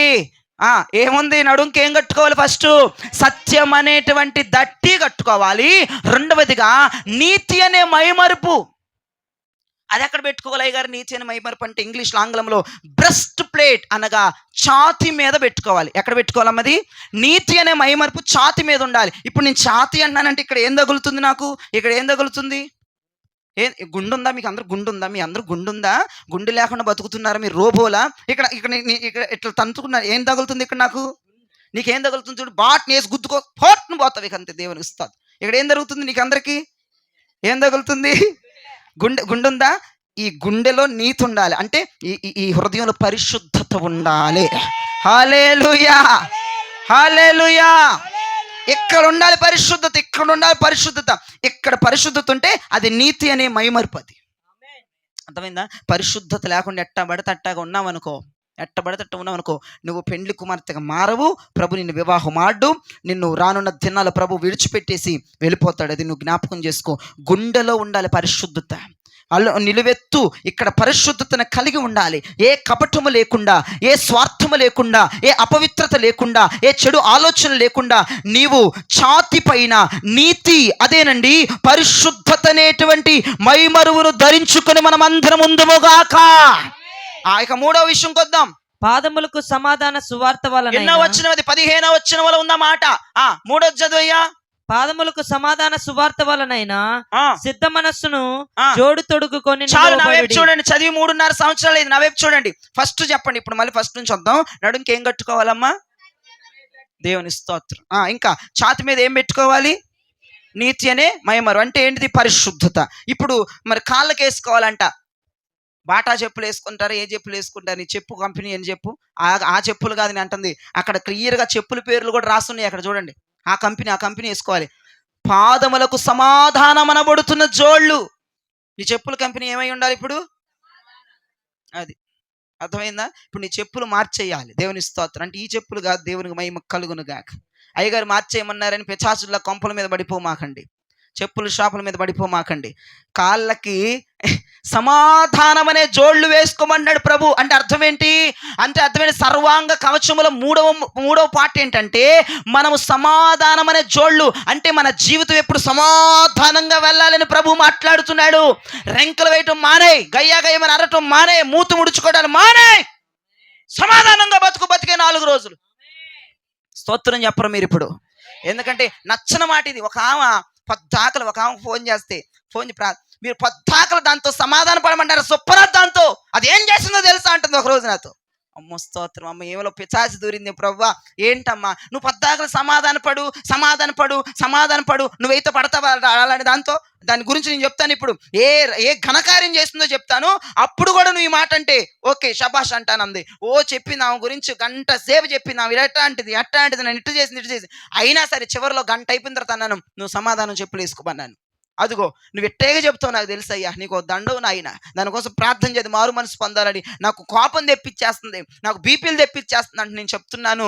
బ్రతికే 4 రోజులు నేను ఎంత బాధ పెట్టని, నేను ఎంత గాయం చేయని, నేను ఎంత బలహీనపరచని, నీకు ఎంత కుట్ర చేయని, నీకు ఎంత అవమానం తీసుకురాని, నీ మీద ఎంత నిందవైని నేను అంటున్నాను. నీ కాళ్ళకి సమాధానమైన జోళ్ళు ఉండాలి. నువ్వు సమాధాన పడవలసి వస్తే సమాధాన పడాలి అంతే. పరలోకం పోతావా, నరకానికి పోతావా, అంత సమాధాన పడతావా? 2 మాటలు, ఇంకో ముక్క లేదు. నరకానికి పోతానంటే సమాధాన పడొద్దు. ఆ చెప్పులు కంపెనీ వేసుకోవద్దు. నేను నరకానికి పోను, పరలోకానికి పోతాను, పెండ్లి కుమార్తెగా మారుతానంటే ఎంత నష్టపరిచినా అవసరమైతే అన్నా నేను వాళ్ళ ఇంటికి వెళ్ళిపోయి మాట్లాడమల్లా. అవసరం వస్తే అక్కడ సందర్భం కలిగితే మాట్లాడాల్సి వస్తే మాట్లాడు. మూతి తిప్పుకొని తల తిప్పుకొని వెళ్ళవాకో. సమాధానమైన జోళ్ళు మనకుండునుగాక ఈ రోజు నుంచి. నీ చెప్పుల కంపెనీ సమాధానం గుర్తుపెట్టుకో. నీ జోళ్ళు సమాధానం అవ్వాలి. ప్రతి ఒక్కరితో సమాధాన సంధిని ఏర్పాటు చేసుకోవాలి. ఇప్పుడు నేను వాక్యం చెప్తున్నాను, నా వాక్యం నువ్వు అంగీకరించాలని మన ఇద్దరి మధ్యలో ఏముండాలి? ఇప్పుడు ఏముండాలి? మన ఇద్దరి మధ్యలో సమాధానం ఉండాలి. సమాధానం లేకుండా పెండ్లి కుమార్తెగా మార్చబడలేవు. సమాధానం లేకుండా సర్వాంగ కవచమును ధరించుకోలేవు. సమాధానముతో నా పెండ్లి భార్య ఉండాలని నా తండ్రి కోరుకుంటున్నాడు, వరుడు కోరుకుంటున్నాడండి. నా భార్యలో 3వ లక్షణం ఏముండాలంటే నా భార్య చెప్పుల కంపెనీ సమాధానమై ఉండాలని ప్రభు ఆశపడుతున్నాడు. కాబట్టి వరుడికి నచ్చినట్లుగా మనము పద్ధతిగా మనం ముందుకు వెళుదుముగాక. వరుడికి నచ్చినట్లుగా మనం ముందుకు కొనసాగుదుముగాక. నీ వరుడికి ఏమిష్టమో, నీ భర్తకి ఏమిష్టమో, రేపు మనల్ని కొనిపోయే దేవునికి ఏమిష్టమో తెలుసా? నీ దగ్గర సమాధానం అనే చెప్పులుంటాయని ఇష్టపడుతున్నాడు. ఏముండాలమ్మా? మన చెప్పులు ఏముండాలమ్మా? సమాధానం. ఎందుకన్నాడంటే, చెప్పులను ఎందుకు పోల్చాడంటే మనం సమాధానంగా నడుచుకోవాలని ప్రభు మాట్లాడాడు. నీ పాదములు సమాధాన మార్గములో వెళ్ళాలి. నీ మాట సమాధానముగా మాట్లాడాలి. జ్ఞాపకం చేసుకో. బ్రతికే 4-5 రోజులకి చీమంత బ్రతుక్కి నువ్వు పెద్ద కోపాలు పెట్టుకొని, కుట్రలు పెట్టుకొని, ఏదేదో పెట్టుకున్నా అవసరం లేదు. నన్ను చూడండి, నేను ప్రభు వాక్యానికి లోబడేవాడిని గనక ఎంతమందికి వ్యతిరేకమైనా సరే ఫోన్లు చేసి వారు చేసినప్పుడు మాట్లాడుతూనే ఉంటాను. వారు నన్ను ఎంత బాధ పెట్టిన వాళ్ళైనా ఒకసారి ఒక 2-3 నెలలకు ఫోన్లు చేస్తే మరలా బాగా మాట్లాడతాను. ఏంటి నాకు ఇలా చేసావు కదా, నువ్వు అలా చేసావు కదా, నేనేం మాట్లాడను. అర్థమవుతుందా? అలా మాట్లాడకూడదు. అన్యాయం చేశారు, నాకు అన్యాయం చేశారు, ఆ అవినీతిగా నన్ను మార్చేశారు, అన్యాయం చేసి అనరాని మాట్లాడేసి మరి వాళ్ళే 4-5 నెలల తర్వాత ఫోన్ చేస్తే ఇప్పుడు నన్ను తిట్టాలా? ఇప్పుడు నేను ఫోన్ ఎత్తకుండా ఉండాలా? ఫోన్ ఎత్తాలా? వాళ్ళది ఫోన్ ఎత్తాలి. ఫోన్ ఎత్తాను, మంచిగా మాట్లాడాను. ఆ 4-5 నెలలు వారు నన్ను హింసించిన హింసలు నేను ఏమీ మాట్లాడలేదు. వారు ప్రేయర్ రిక్వెస్ట్ చెప్పారు, ప్రార్థన చేశాను, ఉంటానని పెట్టేసి. అది సమాధానం. పలానప్పుడు అలా చేశారు వాళ్ళు, పలానప్పుడు ఇలా చేశారు వాళ్ళు, పలానప్పుడు అలా ఇవన్నీ వద్దమ్మా, వదిలేయమ్మా. వద్దువి. నువ్వు వాక్యానికి లోబడే దానివైతే సమాధానంగా ఉండు. మాట్లాడాల్సి వస్తే, సెకండ్ ఇవ్వాల్సి వస్తే, నవ్వాల్సి వస్తే, ఇంటికి వెళ్ళాల్సి వస్తే, తినాల్సి వస్తే తిను, నవ్వాల్సి వస్తే నవ్వు, సెకండ్ ఇవ్వాల్సి వస్తే ఇవ్వు, సమాధానంగా మాట్లాడాల్సి వస్తే మాట్లాడు, వాళ్ళ ఇంట్లోకి వెళ్ళాల్సి వస్తే వెళ్ళు. అంతేగాని సమాధానం లేకుండా ఉంటే నీవు పెండ్లి కుమార్తెగా మార్చబడలేవు. పెండ్లి వస్త్రం నీ మీదకి రాదు. సర్వాంగ కవచం మనం ధరించుకోలేం. ఆ వరుడికి భారీగా మనము మారలేం. దేవునికి స్తోత్రం చెప్పండి. మొదటిగా చెప్తున్నాను, సత్యం అనే దట్టి నడుంకు కట్టుకోవాలి. రెండవదిగా నీతి అనే మైమరువు ఛాతి మీద పెట్టుకోవాలి. మూడవదిగా మన చెప్పులు సమాధాన జోళ్ళైపోవాలి. ఇప్పుడు ఎన్నోది? నాలుగోది చదువు నాన్న. 16వ వచనం. విశ్వాసమును డాలు పట్టుకొనుడి. విశ్వాసమనే డాలు ఏ చేతిలో పట్టుకోవాలి? విశ్వాసమైన డాలు చెప్పండి. ఏ చేతిలో పట్టుకుందాం విశ్వాసమైన డాలు? ఎడం చేతిలో విశ్వాసమైన డాలు ఉండాలి. ఏ చేతిలో ఉండాలమ్మా? విశ్వాసం. వినండి, భార్యకి దేవుడు వివాహం చేసుకునే సంఘం చేతులు, ఎడం చేతులు ఏముండాలంటమ్మా? విశ్వాసం. నీకు ఉద్యోగం ఉన్నా లేకపోయినా ఏముండాలి? నీకు విశ్వాసం. తిండున్నా లేకపోయినా ఏముండాలి? నా ప్రభు నన్ను పోషిస్తాడన్న ధీమా, విశ్వాసం ఉండాలి. ఏంటో అయ్యగారు ఎంతో ప్రయాసపడుతున్నాను, నా బిడ్డకు జాబ్ రాలేదు, ఎంతో ప్రయాసపడుతున్నాం, తినటానికి కూడా లేదు. ఏంటో అయ్యగారు, ఏంటో అమ్మగారు, ఏంటో విశ్వాసికి, ఏంటో బతుకు, ఏంటో అయిపోతుంది. విశ్వాసం లేదు కొంతమందికి. కొదువుగా ఉన్నప్పుడు, తినలేని పరిస్థితులు ఉన్నప్పుడు నువ్వు మాట్లాడాల్సిన మాట ఏంటో తెలుసా? ఏంటో ఈగారంటం కాదు, ఆకాశ పక్షులను పోషించగలిగిన దేవుడు నన్ను కూడా పోషిస్తాడని మాట్లాడగలగాలి. ఉద్యోగం లేదు, నీ పిల్లలకు ఉద్యోగం లేదు, ఏంటో ఉద్యోగం లేదు, ఏంటో మా బతుకులు ఇలా అయిపోతున్నాయి, ఏంటో మా జీవితాలు ఇలా అయిపోతున్నాయి, మేము చచ్చిపోతాం, మేము అధ్యాత్రం మాట్లాడటం కాదు. ఉద్యోగాలు లేకపోయినా నా దేవుడిని పోషించగలడు. ఆకాశ పక్షుల కంటే మీరు శ్రేష్ఠులు కారని మాట్లాడిన దేవుడు ఆయన. విశ్వాసముతో మాట్లాడగలిగిన కృప దేవునికి ఇవ్వాలి. ఏదున్నా లేకపోయినా విశ్వాసంతో మాట్లాడాలి. అసలు విశ్వాసం అంటే అర్థం ఏంటి? ఒక్క ముక్కలో చెప్పనా? ఉన్నవి లేనట్లుగా, లేనివి ఉన్నట్లుగా మాట్లాడేదే విశ్వాసం. నీకు అనారోగ్యంగా ఉందనుకో, ఏంటి ఇలా బలహీన, ఐఎమ్ ఫైన్ అనాలి. నేను బాగానే ఉన్నాను అనాలి. దేవునికి స్తోత్రం కలుగునుగాక. అసలు అవసరమైతే నువ్వు బాగాలేదు, అక్కడ నీ సిచ్యువేషన్ బాగాలేదు, కానీ నువ్వు విశ్వాసంతో మాట్లాడాల్సిన మాట నేను బాగానే ఉన్నాను అని మాట్లాడాలి. అది విశ్వాసం అంటారు. ఏంటో మాకు అర్థం అవ్వట్లేదు, మా బతుకులు నాశనం అయిపోతున్నాయి, ఎంత ప్రార్థన చేసినా కార్యం జరగట్లేదు, ఇలా మాట్లాడామనుకో నీకు విశ్వాసమైన డాలు లేదు. నా దేవుడు నేను పెళ్లి చేసుకోకుండానే సిద్ధపడిపోయినటువంటి కన్నికలను పట్టుకొని దూరం ఎగిరిపోతాడు, నిన్ను వదిలేస్తాడు. ఇప్పుడు నేను చెప్పే 7 ఒకటి పైన నువ్వు సెట్ అవ్వు ఆయన పక్కన. అర్థమవుతుందమ్మా? నీకు డబ్బు లేకపోయినా పర్లేదు, తెల్ల బుల్లే అప్ప, నీకు విశ్వాసం డాలు పట్టుకుని దండం పెడతాను, వీటి కోసం పాకులాడావు, వీటి కోసం ఎంపర్లాడావు, ఎంత ఎంపర్లాడినా, ఎంత పాకులాడినా ఏమీ మిగల్లా దేవునికి స్తోత్రం, నువ్వు తప్ప. ఇంకా ఎంతకాలం పాకులాడతావు? దేవుడు ఇచ్చే సమయానికి ఇస్తాడులే, వచ్చే సమయానికి వస్తాయిలే, ఆశీర్వదించే సమయానికి ఆశీర్వదిస్తాడులే. నీ ఎడం చేతుల విశ్వాసమైన డాలుందా? నువ్వు విశ్వాసంతో మాట్లాడగలుగుతున్నావా? నువ్వు విశ్వాసంతో అడుగులు వేయగలుగుతున్నావా? నువ్వు విశ్వాసంలో ఆరితేరి ఉన్నావా అనేది కావాలి.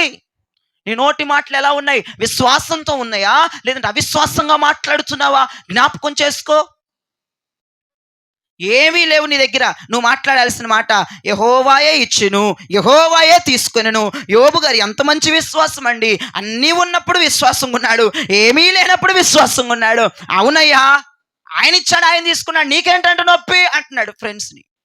భార్యను కూడా అదే అన్నాడు, మూర్ఖురాలా, ఆయన తీసుకున్నాడు, నీకేంటంట గింజుకులాడుతున్నావు అంటున్నాడు ఆమెని. ఎంత విశ్వాసం చేశారండి? ఈ రోజున విశ్వాసం కూర్చున్న వాళ్ళకు ఉందా?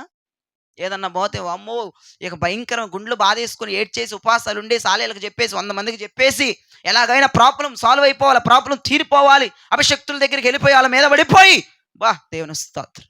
ఏది విశ్వాసం మన దగ్గర?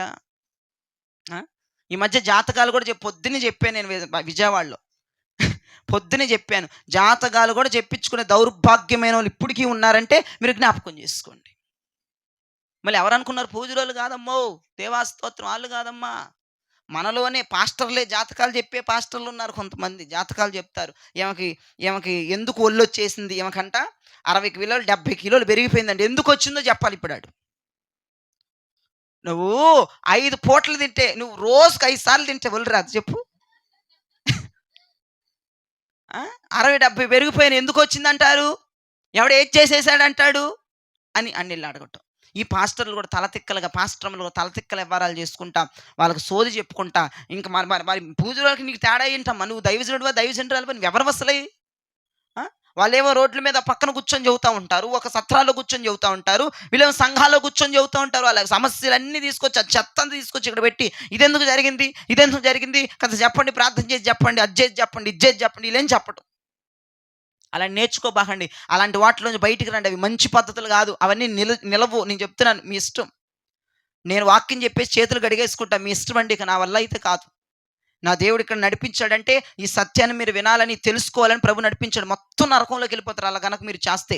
ఎందుకు జరిగింది, ఏటికి జరిగింది, ఇది ఎందుకు వెళ్ళిపోయింది, అయిపోయింది, ఏదో అయిపోయింది, వదిలేయ్. దాని గురించి నువ్వే పెద్ద జాతకం చెప్పించుకోకర్లేదు, పంచాంగం చెప్పించుకోలేదు, ఏది నువ్వు మాట్లాడక్కర్లేదు. అవన్నీ వదిలిపడేసాయి. జరగబోతున్న దానికోసం ఎదురు చూడాలి. దేవునికి స్తోత్రం కలుగును గాక. ఇప్పుడు నేను ఒకే ఒక మాట అంటున్నాను, విశ్వాసంతో ఉండు. ఎక్కడికి పోమాకు. అవసరమైతే నీకు ప్రార్థన వస్తే మోకాలేసి ప్రార్థన, అయ్యా ఉంచుతావా చంపుతావా నీ ఇష్టం, నేను ఇట్లాగే ఉంటాను, ఎవరి సహాయం కోరను, నువ్వే నన్ను ఆదరించి బలపరిచి నాకు సహాయం చేయమని ప్రభు మీద ఆధారపడు. విశ్వాసంతో ముందుకు వెళ్ళు. ఎందుకు కార్యం జరగదు? విశ్వాసములో లోపం ఉంది, నీ మాటలో లోపం ఉంది, నీ తలంతుల్లో లోపం ఉంది. కాబట్టి ఏ కార్యములు జరగకుండా అలా మిగిలిపోతున్నావు. ఒక మాట చెప్తున్నాను వినండి. సర్వాంగ కవచములో ఎన్నో మాట, అది 4వ మాట, విశ్వాసమైన డాలు ఎడం చేతిలో పట్టుకుని మనం కనపడాలి. ప్రభు వరుడు వచ్చినప్పుడు వధువు దగ్గర ఏం చూస్తాడమ్మా? 4వది, ఏమి ఎడం చేతిలో విశ్వాసమైన డాలు ఉందా లేదా? లేదనుకో తక్షణం నిన్ను వదిలేసి వెళ్ళిపోతాడు. అందుకే రెడీగా పట్టుకోండి, విశ్వాసం రెడీగా పెట్టుకోండి. తిండి లేకపోయినా నా దేవుడు నాకు సమృద్ధి ఇస్తాడన్న మాట నీలోంచి రావాలి. ఆరోగ్యం లేకపోయినా దేవుడు ఆరోగ్యం ఇవ్వగలడని మాట్లాడాలి. నీ ఎదురు సముద్రం ఉన్నా నా దేవుడు దాటించగలడని మాట్లాడాలి. నీ ఎదురు శ్రమలు వచ్చినా, శోధనలు వచ్చినా, నిందలు వచ్చినా, అప్పులు వచ్చినా, బాధలు వచ్చినా నా దేవుడు విడిపించగలిగిన సార్వభౌముడు, అధికారుడు ఆయన. రోషం కలిగినోడని నోట్ల నుంచి బయటికి రావాలి. నీరసం మాటలు రావద్దు, సమస్యలు పోయే మాటలు రావద్దు, ఏడుపు మాటలు రావద్దు. ఆయన ఖచ్చితంగా చేస్తాడు. ఎవడున్నా ఎవడు లేకపోయినా ఆయన ఉంటే నాకు చాలన్న విశ్వాసమనే మాట, విశ్వాసమైన డాలు నీ కుడి చేతిలో పట్టుకొని గనకను ఉంటే వరుడు రాబోతున్నాడు. నీ చేతిలో విశ్వాసమైన డాలుని, నీ నడుముకి సత్యమనే దట్టిని, నీ ఛాతి మీద నీతి అనే మైమర్పుని, నీ పాదాలకు ఆ సమాధానమైన జోళ్ళు చూసి నువ్వు ముద్దొచ్చేసి రామ్మ ఎత్తుకెళ్ళిపోతానంటాడు. అప్పుడేనా 4కిటికని ఇంకా 5, 6, 7 ఉంది చూడండి. ఇంకా 3 ఉన్నాయి. ఈ 4 కాదు, ఇంకా 3 ఉన్నాయి చూడండి. 17వ వచనం, 5వ మాట చూడండి. 17వ వచనం అంట, రక్షణ అను శిరస్త్రాణమును. చాలు. హెల్మెట్ అనండి గట్టిగా. హెల్మెట్ ఉందా? ఏది బండిలో పెట్టావా? దేవునికి స్తోత్రం. హెల్మెట్ లేకపోతే ఏమైంది చెప్తారా? పుట్టుక్కుని పోతాడు. పడిన పైన కదా, అది తర్వాత సంగతి. డామును పడ్డాడంటే తల సిట్లు పోయి పైకి వెళ్ళిపోతాడు, నరకానికి పోతాడు, పరలోకం పోతాడు, మనకు తెలియదు. హెల్మెట్ రక్షణకి సాదృశ్యం. దేవునికి స్తోత్రం కలుగును గాక. అట్లాగే ప్రభంటాడు, రక్షణ అనే శిరస్రావము తలకి కప్పబడి ఉండాలని పరిశుద్ధాత్మ దేవుడు మాట్లాడుతున్నాడు. యుద్ధం చేసేటప్పుడు నీ తల భాగం స్ట్రాంగ్గా ఉండాలి. నువ్వు యుద్ధానికి వెళ్ళేటప్పుడు ఖచ్చితంగా రక్షణ అనే శిరస్రావం, హెల్మెట్ నువ్వు ధరించుకుని ఉంటే వరుడు వచ్చి నిన్ను ఎత్తుకెళ్ళడానికి సిద్ధముగా ఉన్నాడు. హల్లెలూయా. ఆ 6వ విషయంకి వచ్చేద్దాం. దేవుని వాక్యమైన ఆత్మ ఖడ్గమును ధరించుకొనుడి. చాలు. ఏ ఖడ్గం అంటమ్మా ఇది? ఇప్పుడు ఇదే చేతిలో ఉండాలి చెప్పండి. అది కుడి చేతిలో ఆ వాక్యం అనే ఖడ్గం ఉండాలి. ఎడం చేతిలో చెప్పాలి. ఎడం చేతిలో, కుడి చేతిలో. నన్ను చూసన్నా చెప్పండి పుల్ల. ఎడం చేతిలో మైక్ అని చెప్పారు. ఎడం చేతిలో, కుడి చేతిలో. దేవునికి స్తోత్రం. అది దేవునికి మహిమ కలుగును గాక. కుడి చేతిలో ఆత్మ ఖడ్గం ఉండాలి. వాక్యమును పట్టుకో. చాలా మంది వాక్యం ఫాలో అవ్వరు. నువ్వు ఏది చేసినా వాక్యంలో ఉండొచ్చాయి. దేవునికి స్తోత్రం చెప్పండి. ఈ వాక్యం ఎలాంటిదో చెప్పినా బైబిల్లో ఒక చక్కని మాట ఉంటుంది. మీరు ఏమీ వెళ్ళక్కర్లేదు, తీయక్కర్లేదు. కానీ ఇది 2 అంచులు గల ఖడ్గం అంటండి. 2 అంచులు. ఇటు ఖడ్గమేనంటే ఇది 2 అంచులంట. ఎటు దూసిన యుద్ధములో వాక్యమే గెలిసిద్దంట. దేవునికి స్తోత్రం. ఇటువైపు పెట్టి యుద్ధం చేయి, ఎందుకంటే 2 వైపుల కోసుగా ఉంటుంది. పెట్టాడంటే మెడ తెగిపోద్ది అంతే. ఈ వాక్యం అనేటువంటి ఖడ్గం మన కుడి చేతిలో పట్టుకుని ఉండాలి. నువ్వే పని చేయాలన్నా వాక్యాన్ని చూసి చేయాలి. అర్థమైందా? నువ్వే పని చేయాలని ఏం చూసి చేయాలమ్మా? వాక్యాన్ని చూసి చేయాలి. నువ్వు కనుక నీకు ఇష్టం వచ్చినట్టు చేసావనుకో, వాక్యంలో లేనట్టు చేసుకున్నావు, పదమ్మ నరకానికన్నా జుట్టు పట్టుకుని నీడ్చుకెళ్ళి నరకంలోకి ఇసిరేస్తాడు. నీ కుడి చేతిలో వాక్యం లేకపోతే అంటే బైబిల్ ఎప్పుడు కుడి చేతిలో పట్టుకొని ఉండమని కాదు. కుడి చేతిలో వాక్యం అనే ఆత్మ ఖడ్గమును పట్టుకోమంటే నువ్వే పని చేసిన వాక్యంలో ఉండాలి. దేవునికి స్తోత్రం చెప్పండి. నువ్వేది చేస్తున్నా దీంట్లో ఉండాలి. నువ్వు ఈ పని చేసావనుకో, దీంట్లో ఉందా, దేవుడు చెప్పాడు ఆ పని చేయమని, ఓకే దేవునికి స్తోత్రం. దీంట్లో ఉండాలి. దీంట్లో ఉన్నవే మనం చేయగలగాలి. దీంట్లో ఉన్నవే మనం ఫాలో అవ్వగలగాలి. తప్పనుకో, లోకానుసారంగా చేయొద్దు, అన్యుల ఆచారాలు చేయొద్దు. ఏది చేసినా, ఏ పెళ్ళిళ్ళు చేయి, పేరంటాలు చేయి, తద్దినాలు చేయి, ఏది చేసినా దీంట్లో ఉందా, దీంట్లో ఎలా ఉంది, ఎలా చేయమనుంది, అలాగ నువ్వు చేసావంటే గనక అద్భుతంగా నీవు పెండ్లి కుమార్తెగా మారిపోతావు. పెండ్లి వస్త్రమును ధరించుకున్నట్లే, సర్వాంగ కవచం ధరించుకున్నట్లే వరుడు నీ కోసం రాబోతున్నాడు.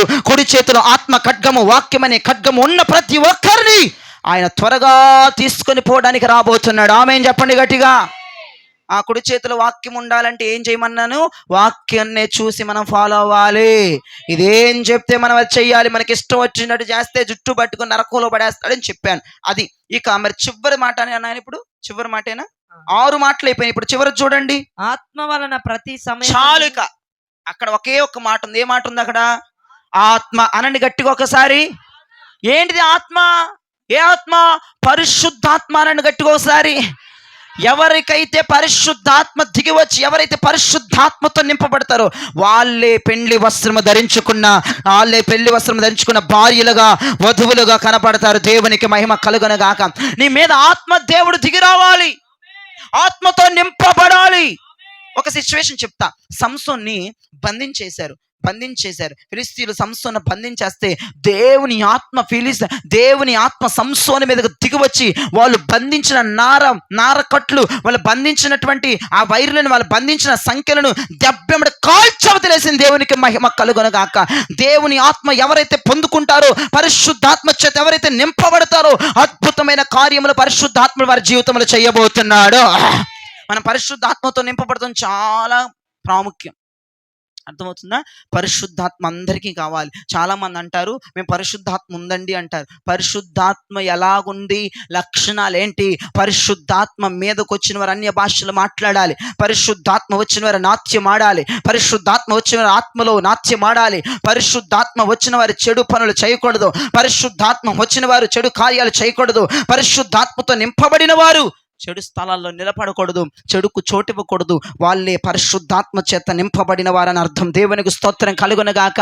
మొత్తం 7 విషయాలు చెప్పాను. మొదటిది నడుం దగ్గర నుంచి వద్దాం. అందరిన వైపు చూడండి. బైబిల్ అయిపోయింది, బైబిల్ మూసేసేయండి. అందరిన వైపు చూడండి. ఫస్ట్ ఏంటిదమ్మా? నడుంకి. మీరు మర్చిపోతారు. మీరెందుకు గుర్తుపెట్టుకుని? దేవునికి స్తోత్రం. మీరు గుర్తుపెట్టుకుంటే ఇక్కడ కూర్చునే వాళ్ళు కాదు. మీరు ఆకాశంలో ఒక స్థలం కొనుక్కొని అక్కడ ఉండేవాళ్ళు. మీకు గుర్తుంటే వాక్యం. అది లేకే భూమి మీద ఏలాడుతున్నారు మీరందరూ. దేవునికి స్తోత్రం. మళ్ళీ చెప్తున్నా చూడండి. నడుంకేముండాలి? గుండెల మీద ఏముండాలి? మర్చిపోయావా ఏలియా? గుండెల మీద ఏముండాలి? మీ బండ గుర్తులు గుర్తుపెట్టుకోండి. నడుంకి సత్యం అనే దట్టు ఉండాలి, ఛాతి మీద నీతి మైమర్పు ఉండాలి. మీరు ఒక ముక్కలో చెప్పాలంటే నడుంకి సత్యం ఉండాలి, గుండెల మీద నీతి ఉండాలి అని చెప్పండి. అదంతా అక్కర్లేదు ఆ ముక్కలన్నీ. నడుంకేముండాలి? గుండెల మీద ఏముండాలి? కాళ్ళకి ఏ కంపెనీ చెప్పులు ఉండాలి? ఎక్కడ దొరుకుతాయి? పరలోకంలో కదా, వాక్యంలో ఉంది. తొడుక్క పరలోకం వెళ్తుగానే కానీ. దేవుని స్తోత్రం. నడుంకేమో సత్యం, గుండెకేమో నీతి, కాళ్ళకేమో సమాధానం జోళ్ళు, తలకేమో హెల్మెట్. ఏ హెల్మెట్ అది? రక్షణ అనే హెల్మెట్. ఏంటి అట్లా చూస్తున్నావు? ఇప్పుడేగా చెప్పింది. తలకి రక్షణ అనేటువంటి హెల్మెట్ ఉండాలి. ఎడం చేతిలో విశ్వాసమైన డాలు, కుడి చేతిలో వాక్యం అనే ఖడ్గం. అయిపోయిందా? ఇంకోటి ఉంది చివరిది. ఆత్మ దేవుని అభిషేకం మన మీదకు దిగి రావాలి. ఇవన్నీ ఉన్నోడే సర్వాంగ కవచం ఉన్నాడు అని అర్థం. ఇవన్నీ ఉన్నోడే పెండ్లి వస్త్రాలు ఉన్నాయని అర్థం. ఎవరికైతే పెండ్లి వస్త్రం ఉంటుందో వారే రేపటి రోజున వివాహంలోకి వెళ్తారు.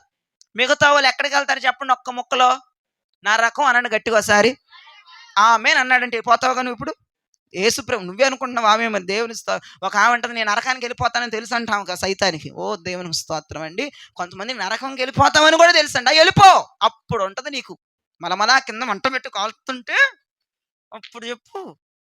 ఎంత కోపం తెప్పిస్తారు తెలిసిన ఒక్కొక్కరు. మేము నరకానికే పోతాంలే ఏంటి ఎంత ధైర్యంగా చెప్తారండి. అసలు నరకం అంటే ఏంటి? నువ్వేం చేయొద్దు, స్టవ్ వెలిగించి ఆ నుప్పు మీద ఒకసారి ఇటు చేయబెట్టు, అప్పుడు చూస్తా నువ్వు నరకంలో ఉంటావో ఉండగలవా ఉండలేవా అప్పుడు చూస్తా. నువ్వు ఆ పనికి మాల మాటలు వదిలేసేయి. ఏదో ఎవరినో ఉత్తరించడానికి, ఎవరినో కోపం తెప్పించని చెప్పి నేను నరకానికి పోతాను, నాకు తెలుసులే, నువ్వు పరిశుద్ధాలు, నీ నీతిమంతులు మీరు పోండి అని అంటూ ఉంటారు. ఒకసారి మంటలో పెట్టు, సెగకే సస్తావు. ఇక్కడ అక్కడేమో నిత్యము అగ్ని ఆరదు పురుగు ఆరదు, అక్కడ ఎలా తట్టుకుంటావు? అవన్నీ ఏంటో చెప్తా ఉంటావు. ఆ మాటలు ఉత్తి మాటలు కట్టిపెట్టి మనం సర్వాంగ కవచము ధరించుకొని పెండ్లి వస్త్రము ధరించుకొని వరుడు కోసం సిద్ధముగా నిలబడుదుగాక. హల్లెలూయా. పెండ్లి వస్త్రం ఉన్నవాడే యుద్ధంలో నిలబడాలి. పెండ్లి వస్త్రం ఉన్నవాడే అపవాదిని త్రొక్కగలడు. పెండ్లి వస్త్రం ఉన్నవాడే ఆపత్కాలమున అపవాదిని ఎదిరించగలడు. పెండ్లి వస్త్రం ఉన్నవాడే పరలోకం వెళ్ళగలడు. పెండ్లి వస్త్రం ఉన్నవాడే ఆ విందులో పాలు భాగస్వామి అవ్వగలడు. పెళ్లి వస్త్రం అనగానే సత్యం, నీతి, రక్షణ, విశ్వాసం, వాక్యం, అభిషేకం గుర్తుకు రావాలి. ఇదే పెండ్లి వస్త్రం. ఎలా చెప్పేసాను చూసావా? నేను సత్యం నేను చూపిస్తాను, చేతులతో చెప్పండి. మీరు ఉండండి, ఆ మధ్యలో గుంపు చెప్పాను. ఆగో.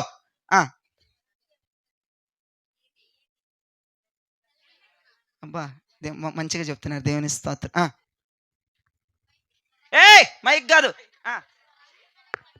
విశ్వాసం, దేవుని స్తోత్రం, దేవునికి స్తోత్రం. గట్టిగా చప్పట్లు కొట్టుకొని బాగా చెప్పారమ్మా, ముద్దొచ్చేస్తున్నారు పిల్లలందరూ. దేవుని స్తోత్రం. ఇంకోటి ఉందా? చెప్పులు చెప్పలేదేంటి? చప్పట్లు కొట్టించాను.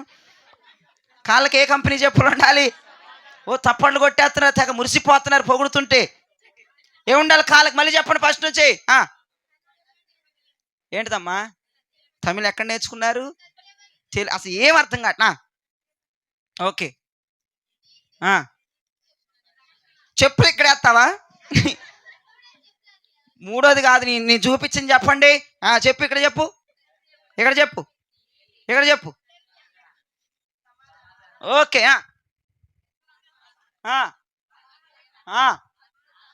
గట్టిగా ఇప్పుడు చప్పలు కొట్టడం. ప్రభు మిమ్మల్ని దీవించును గాక. ఇవన్నీ ఉంటే మనకి ఏ వస్త్రం ఉన్నట్టుగా? పెండ్లి వస్త్రం. ఒక్క ముక్కలో చెప్పాలంటే మనము సర్వాంగ కవచం ధరించుకున్నాము. మనం అపవాదితో యుద్ధం చేయగలము, ఆపద్దినమున ధైర్యంగా ఉండగలము, శ్రమల్లో ధైర్యంగా ఉండగలము, నిందల్లో ధైర్యంగా ఉండగలము, అపవాదిని అరికాళ్ళ క్రింద వేసుకు శీఘ్రముగా తొక్కగలము, నా ప్రభుతో రేపు కొనిపోబడగలము. అందరం ఈ పెండ్లి వస్త్రం కొని ఇప్పుడు ప్రార్థన చేయండి. ప్రభు మనందరికీ పెండ్లి వస్త్రం ఇచ్చునుగాక.